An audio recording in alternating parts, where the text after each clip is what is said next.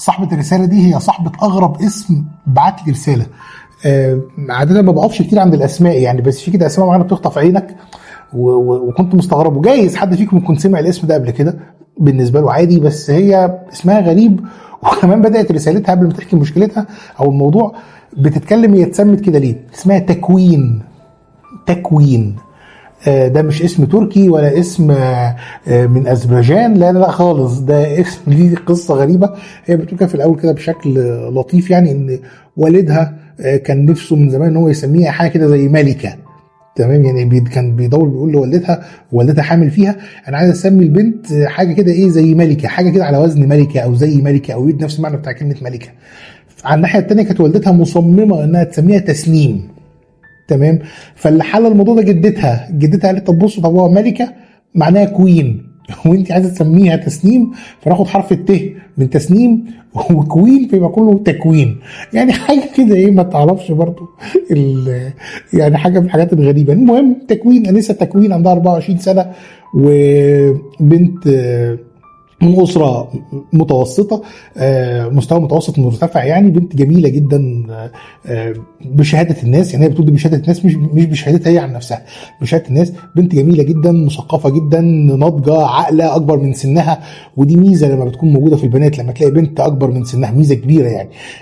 بتدرس في الجامعة الأمريكية، ومن وقت ما دخلت الجامعة الأمريكية وهي وسبعة تاني هم شلة كده 8 مع بعض، ولاد على بنات، قريبين دايما من بعض. من وسط السبعه دول هي كانت منجذبه قوي لطارق، وهو كمان كان منجذب لها. ولد شاب من عيله كبيره في مصر، ذوق، شيك، مؤدب. اشتغل الحب بقى من هنا لهنا لهنا، فحبوا بعض، وعشان ما يضيعوش وقت قرروا ان هم يتخطبوا. اصل احنا بنحب بعض، ايه اللي هيخلينا نتاخر يعني. اتخطبوا وهم في اخر سنه في الكليه. ومع دايما بيقول لك ان العشره بتبين بقى العيوب وكده يعني، خلاص بقى احنا بقى وشنا في وش بعض فبنعرف تفاصيل بعض اكتر. وفي ناس تقول لك لا، ما الخطوبه اصلا معموله عشان كده، ما انا بتخطب علشان اعرف عيوب اللي قدامي، لان احنا بقى قريبين قوي من بعض عن لما نكون لسه متعرفين على بعض. اتخطب طارق وتكوين، وبعد 6 شهور من الخطوبه بقت تكوين عندها فكره كده كامله ان طارق عنده 3 عيوب مهمين جدا. العيب الاولاني ان هو دايما يتريق عليها قدام الناس، ما بيميزش، ما بيعرفش يميز، وبيتريق على اللدغه بتاعتها. طب وانت يعني يا طارق انت لسه عارفني النهارده؟ انت عارفني بقى احنا 4-5 سنين في الكليه مع بعض، وعارفني بقالك مده، يعني ايه موضوع اللدغه؟ فبيقعد يتريق بشكل سخيف يعني. انت عارف ممكن تعدي الهزار البايخ بتاع صاحبك او بتاع حبيبك او بتاع اخوك او بتاع اي حد قدام الغريب مره 2، المهم معتاد. يبقى كده في نمره ثابته كل قاعده مع اصحابنا اسمها التريقه على لدغه تكوين. الموضوع يعني بقى سخيف جدا يعني. ده العيب الاولاني. العيب الثاني اللي لاحظته عنده ان هو برضه تحت نفس الاطار بتاع انه ما بيميزش. ممكن تكون في حاجه مضايقاه في شغله فيجي يطلع غضبه وهمه وقرفه زي ما بيقولوا على البنت، يعني يجي يزعق معاها هي عشان بتحبه قوي. طب يا طارق انا هكون جنبك، طب احكي. لا مش عايز احكي، مش عايز احكي، بعدين.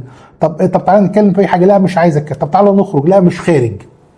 فيفضل قاعد قافل على نفسه، وهي مش هين عليها يا عيني تسيبه لوحده، فتفضل ايه موجوده كل شويه تبعت له على الواتساب انا جنبك، انا سهرانه على فكره، حبيت تتكلم انا موجوده، وهكذا وهكذا وهكذا وهكذا. فكان دايما ايه يطلع غضبه عليها هي، ما بيميزش. لا انت في فرق بين اللي انت هنت عليه فزعلك ايا كان هو مين بقى، في الشغل ولا صاحبك ولا نيله، وفي فرق بين اللي انت ما تهونش عليه اللي هو عايز يخفف عنك. هو ما عندوش حته التمييز دي، ما يعرفش يفرق بين الحاجتين دول. ده العيب التاني. العيب التالت ان هو عنده لا مبالاه. يعني بمعنى ايه؟ مش دايما امور وتفاصيل تكوين بتهمه. مثال، في مره راح رحله لشرم الشيخ هو واصحابه، سافروا رحله شرم الشيخ، رحله طويله شويه قعدوا فيها حوالي اسبوع، وفي خلال الاسبوع ده تعبت تكوين جدا جدا وجالها التهاب المصران الاعور يعني، او الزايده الدوديه يعني، بالاسمين، الاسم القديم والاسم الجديد. فلازم تتشال، التهاب حاد جدا. فالدكتور قال لها بكره هتعملي العمليه، بكره الصبح الساعه 10 هنعمل العمليه. فالبنت بيتت في المستشفى لان كان عندها الم قاسي جدا في جنبها، بيتت في المستشفى. وهو اتصل بيها، كان بقاله يوم ما كلمهاش، اتصل بيها الساعه 6:30 الصبح عشان يعرف ان هي بتصحى بدري يعني. ما يعرفش طبعا خالص هو اي حاجه يعني، هو في البلاله. فاتصل، فبتقول له بيقول لها ازيك عامله ايه؟ تمام. بترد عليه وهي تعبانه يعني، بيقول لها انت لسه نايمه؟ تقول له لا ده انا صاحيه وبتاع. لا طب ايوه مالك يعني؟ تقول له تعبانه شويه. تعبانه؟ انت صوتك تعبان قوي. اه شويه تعب كده هيروح، وانت ازيك بتطمني عليك ومش عارف ايه. ضيعت الموضوع يعني. قال لها اه والله خلاص. هو بقى عدى حته ان هي تعبانه دي ودخل بقى في الموضوع وهو مكلمها علشانه. شفتي فلان الفلاني صاحبي عمل ايه؟ عمل كده، وقعد يحكي لها عن مشكله كده هبله بينه وبين واحد صاحبه في الرحله يعني. فالمهم ايه، والدتها دخلت دخلت كانت بره الاوضه بتاعتها في المستشفى، فراحت داخله. فلما دخلت لقيتها بتتكلم، ففهمت ان هي بتتكلم مع طارق. فبتقول لها ايه؟ بتقول لها ايه العبط اللي بتعمليه ده؟ انت ما عندكيش دم، ما تفهمي. راحت خاطفه منها التليفون، راح كلمها ايه يا طارق انت فين؟ ايه يا طنط في ايه مالك؟ في ايه اللي انت مش عارف ان تكوين تعبانه؟ البنت عندها التهاب في زايده الدوديه وهتتشال كمان ساعتين، عندها عمليه. انا ما كنتش اعرف والله يا طنط الكلام ده. طيب خلاص بقى في ايه؟ وانت زي ما تقوليلوش حاجه زي كده. وراحت قفلت السكه. لا خلاص انا جاي حالا. قال كده قبل ما يقفلوا السكه، انا جاي حالا. فتكوين بتلوم مامتها، ليه يا ماما عملت كده؟ بس انا ما كنتش عايز انكد عليه هو في رحلته مع اصحابه. بلا تنكدي عليه بلا زفت، ما هو لازم يتحمل المسؤوليه شويه، ما هو لازم بقى يجي ويشوفك وكده وبتاع. المهم عملت العمليه تكوين. استاذ طارق اللي قال ان هو جاي حالا جه امتى؟ جه تاني يوم بالليل تحديدا بالظبط بعد 40 ساعه. هي دي حالا بتاعته. ولما جه زارها في البيت كان تبريره ايه؟ تبريره ان انا بعد ما قفلت معاكي بكلم اصحابي بقول لهم انا عايز انزل مصر ضروري القاهره لان حصل كذا كذا، فقالوا لي دي عمليه الزايده الدوديه عمليه سهله بتخلص في نص ساعه، فما تبوظش علينا الرحله، واحنا كده وكده هننام كده احنا ماشيين بكره، فما تبوظش علينا الرحله وخلص بقى هي كده تبقى كويسه. فده المبرر اللي اقنعه، متخيلين؟ فالمهم ده العيب الثالث، ان هو ما بيفرقش قوي معاه، عنده لا مبالاه. يعني مشاكل التكوين عنده ما هياش حاجات كبيره يعني.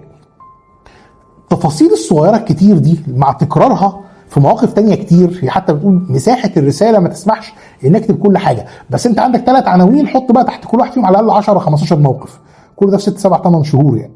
المهم خدت قرار، لا احنا مش هينفع نكمل، انت ابن حلال وانا ابن حلال، انت ابن اصول وانا بنت اصول، انت انسان ممتاز وانا انسانه ممتازه، بس احنا الاثنين ما ينفعش مع بعض، فاحنا هننفصل، فانا مش قادر ان انا اكمل. قالت له الكلام ده وهو في بيتهم بعد ما فاقت من العمليه يعني. فالولد صار جدا وبقى عامل زي الطور الهايج بحسب وصفها، وقال لها يعني ايه انا طارق ابنك؟ اتكلم بقى عن عيلته، ولا ان هو عيلته عيله كبيره يعني. انا طارق كذا كذا كذا، انت تقولي لي ان انت ترمي دبله في وشي، تقولي مش مكمله، لا انا هطلع عينك، ده انا كذا، وقعد يشتم وقال الفاظ ما يصحش تتقال يعني.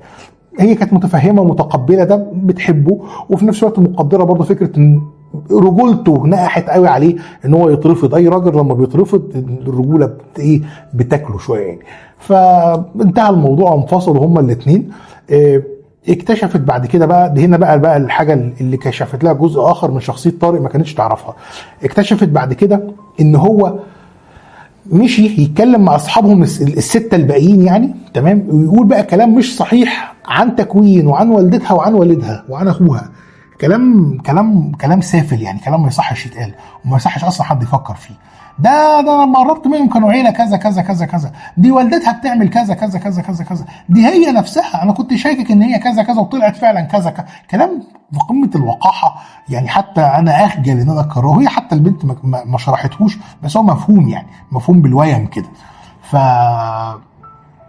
ده اثر عليها جدا جدا. ايه هو ده البني ادم اللي كنت هكمل معاه كده برضه يا طارق؟ كده برضه ده صح، ده كذا ده كذا. فتعبت نفسيا جدا ودخلت في نوبه اكتئاب لمده 3-4 شهور، وشعرها وقع وحالتها يعني بقت صعبه جدا. فمع محاولات والدها ووالدتها ان هم يسندوها وان هم يقوموها على حيلها من تاني، وخلاص يا بنتي تجربه وعدت وكذا، بس فضل هي موجوعه من حته انت طب اغلط فيا بس ما تغلطش في اهلي، ما تشوهش سمعه امي بالكذب، ما تشوهش سمعه ابويا بالكذب، ما تشوهش سمعه اخويا الصغير بالكذب، لا احنا ما نستحقش كده منك، انت شفتش مننا حاجه وحشه. فكان ده وجعها قوي يعني، وتاثر، وكمان اثر فيها ان هي شافت والدتها بتعيط يعني. هو الكلام وصل زي للتكوين، وصل لها من خلال واحد من اصحابهم الستة اللي هو راح قال لهم الكلام ده. فوالدتها سمعت فعيطت، فدموع امها كانت غاليه قوي عليها يعني. المهم بيشاء ربنا ان هي تخرج من الحاله اللي هي فيها وتتعافى وترجع تاني الشغل بتاعها وتبدا تشتغل تاني، لحد ما بتسمع من واحده من البنات اللي هم الشله بتاعتهم ان طارق عنده مشكله كبيره جدا. ايه المشكله الكبيره؟ طارق دخل في مشروع مطعم هو والستة الباقيين يعني، هم السبعه الشله يعني كلهم دخلوا مشروع، وطارق كان هو اللي بيورد الاكل او الحاجات اللي هم بيبيعوها في المطعم، هو اللي بيوردها من واحد مورد بتاع اكل يعني، مورد مواد غذائيه. فاللي حصل ان المورد ده نصب على طارق.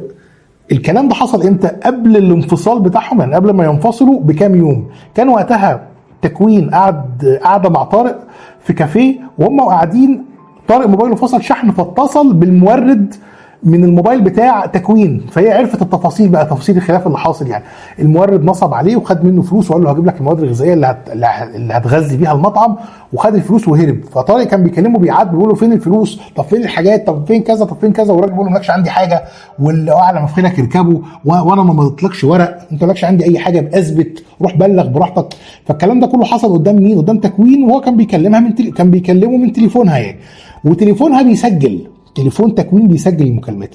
فالمهم فلما صاحبتها دي جت حكت لها على فكره ده طارق حصل مشكله بينه وبيننا، لان هو احنا شاكين ان هو نصب علينا وان هو ضحك علينا، واحنا كمان عاملين قاعده معاه بكره في النادي الفلاني علشان نتحاسب وعلشان نفض الشراكه اللي بيننا، وكمان هنبلغ عنه يعني، لان هو اللي ماضي على استلام الفلوس دي مننا، فده كده بالنسبه له كده ايه، اهدر الامانه يعني. فتكوين بينها وبين نفسها عارفه الحقيقه، عارفه ان طارق ما نصبش رغم ان هو عامله فيها، بس عارف ان هو ما نصبش. في كل العبر كخطيب وكحبيب وكنيله، بس هو ما نصبش عليهم. فهي عارفه ده، ومعاها الدليل اللي هو المكالمه اللي هي متسجله.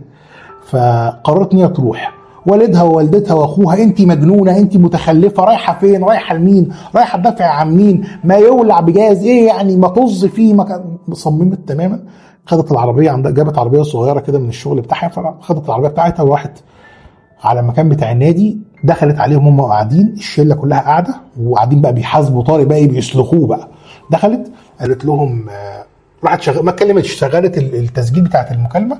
طارق بيكلم المتعهد بيقول له مالكش عندي حاجه، خدت فلوس ونصبت عليك، مالكش عندي حاجه. ففهموا القصه كلهم، بصوا كده لبعض، خلاص استوعبوا. راحت قافله الموبايل يعني، خلاص قفلته وراحت مشيت، ما اتكلمتش، ما قالتش ولا كلمه. نزلت في الجراج عشان تاخد العربيه بتاعتها، فالاخ طارق جاري وراها، تكوين تكوين تكوين تكوين. فاستنت، بص ما كلمتوش. نعم. قال لها انا ما كنتش متخيل انت ممكن تعملي كده علشاني. قالت فلقيت نفسي برد عليه وبقول له واعمل اكتر من كده كمان، لما الاقيك بتغرق قدامي اشمر وانزل وانقذك من الطين بايدي عشان بنت اصول، وانت مستغرب عشان انت غالبا ما قابلتش في حياتك وما عملتش اي حد ابن اصول. فهو راح بص في الارض كده مكسوف، يعني مكسوف من الكلام بتاعها. قالت ومن غير ما احس ومن غير ما اشعر وكأن في حد هو اللي ماسك ايدي، لقيت نفسي رحت رافعه ايديا لفوق ورحت نازله على وشه بحته قلم، قسمه نصين، حتى هو اتصدم وفنجل كده عينه ما عرفش يتحرك. قالت له القلم ده علشان اول مره تضرب حد خالص بالقلم في وشه، يعني هي اول مره اصلا تبيد دي على حد. قالت له القلم ده حق غلطك في ابويا وفي امي وفي اخويا، ده علشان كرامتهم، ابويا وامي واخويا كرامتهم خط احمر زيهم زي كرامتي بالظبط. وركبت عربيتها وهي بتعيط، وفضلت سايقه مده طويله، حتى ما روحتش على البيت، فضلت سايقه مده طويله جدا، وهي ماشيه بتعيط بتقول بس كنت بعيط كاني بطلع مشاعر غضب جوايا برضو فرحه وانتصار، ان انا انتصرت لكرامتي. انا لما سبت طارق سبته علشان كرامتي ما كانتش تسمح، ولما ضربته علشان كرامتي ما كانتش تسمح ان ابويا وامي يتغلط فيهم وما ياخدلهمش حقهم، ولما رحت عشان ابرئه قدام اصحابنا عملت كده عشان تربيتي ما كانتش تسمح. زي ما الكل عنده مخ بس مش الكل بيستخدمه، برضه كلنا بنتولد واحنا عندنا كرامه بس مش كلنا بنستخدمها. في اللي بيتنازل عن كرامته شويه بشويه بشويه بشويه لحد ما في لحظه بيلاقي نفسه بقى مداس للي رايح واللي جاي واللي يسوى واللي ما يسواش، وفي اللي كرامته بالنسبه له خط احمر ما بيسمحش لاي حد ان هو يتجاوزه او يمسه او يجي جنبه. بدافع الحب او الصحوبيه او القرابه او الحفاظ على لقمه اكل العيش، في ناس بتدوس على كرامتها وبينسوا في النص ان الكرامه دي اصلا هي اللي بتديك قيمه قدام اللي قدامك. الكرامه هي اللي بتخليك تعرف تقول لا لمين امتى. قوه الرفض الحقيقيه في الكرامه. ولو الحب هيجي على حساب الكرامه ما يبقاش اسمه حب، يبقى اسمه ابتزاز. الاديب نجيب محفوظ قال لا سعاده بدون كرامه، بدون كرامتك ما تسواش وملكش قيمه الا بيها.